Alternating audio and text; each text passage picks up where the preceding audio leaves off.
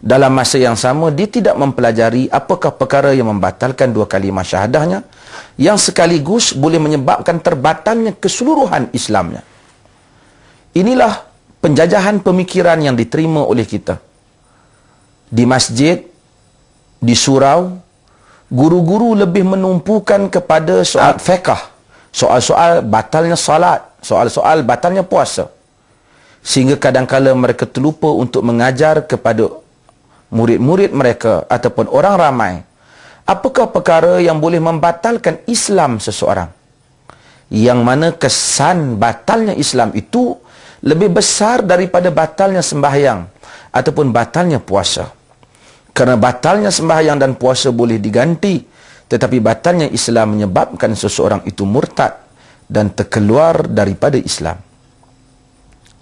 Ramai para pemikir Islam memikirkan hal ini, sehingga Maulana Abul Hasan Ali An-Nadwi menulis sebuah buku ataupun sebuah risalah yang mengingatkan orang Islam, sehingga beliau namakan risalah itu sebagai Riddah La Aba Bakrin Laha, ataupun dalam arti kata murtad yang tidak ada Abu Bakar untuk menghadapinya.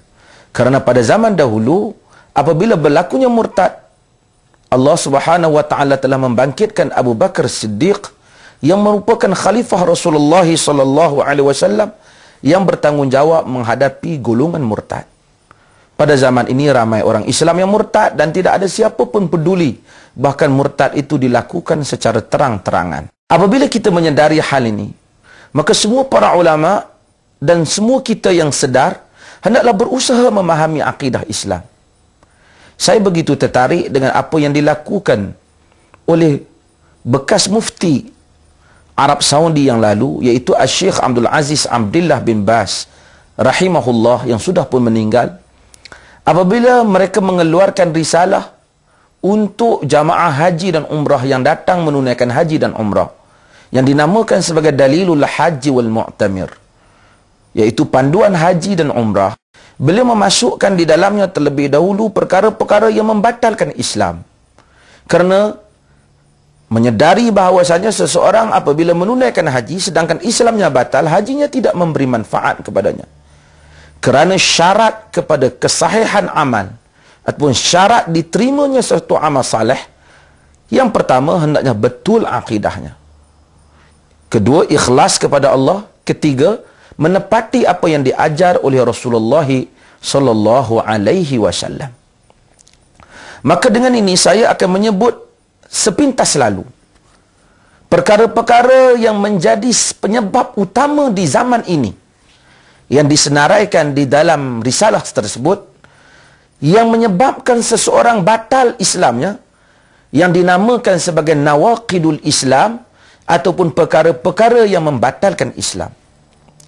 Perkara yang pertama ialah syirik, iaitu mempersekutukan Allah di dalam ibadah. Allah Subhanahu wa taala menyebut, "Innallaha la yaghfiru an yushrika bihi wa yaghfiru ma duna dzalika liman yasha' wa man yusyrik billahi faqad iftara itsman 'azima." Surah An-Nisa ayat 48. Maksudnya sesungguhnya Allah tidak akan mengampuni dosa orang-orang yang mensyirikkannya.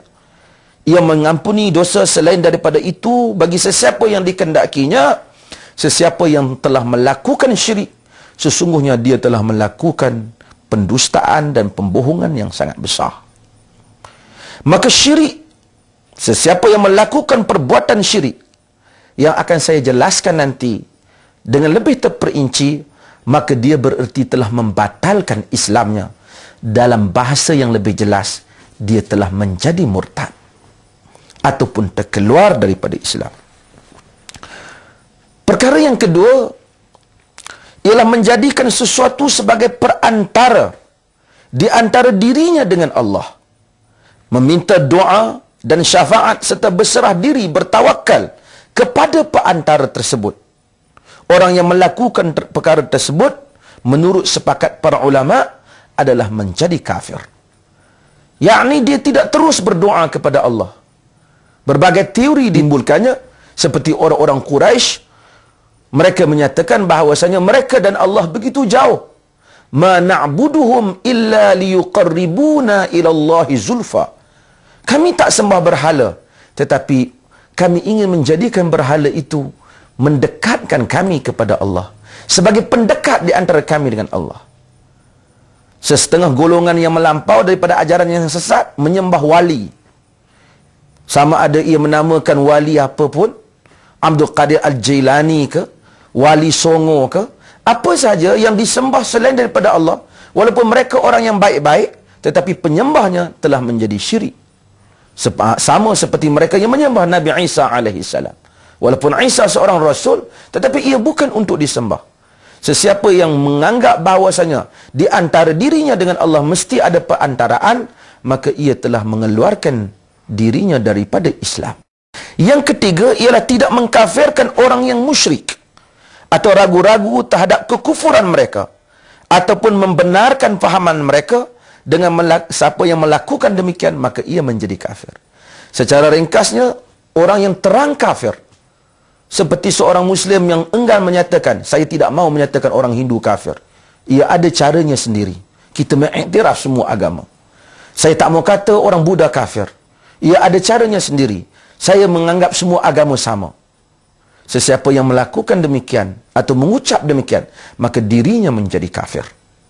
Kerana mereka itu telah dikafirkan oleh Allah Subhanahu wa taala. Telah dihukum kufur oleh Allah dan Rasulnya. Tiba-tiba apabila seseorang enggan menyatakan mereka bersalah, seakan menganggap perbuatan mereka betul, maka dia telah terkeluar daripada Islam kerana telah membantah ataupun telah menyalahkan Allah dan Rasulnya.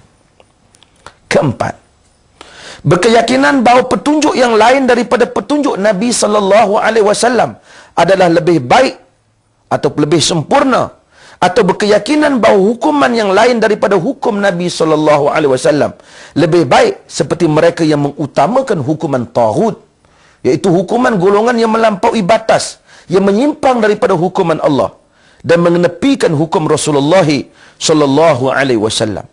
Mereka yang seperti ini terkeluar daripada agama. Seperti golongan yang menganggap bahawa peraturan Islam ialah peraturan yang lapuk, seperti Islam tidak sesuai di abad moden, ataupun mereka yang menganggap bahawa Islam adalah punca kepada kemunduran kaum muslimin.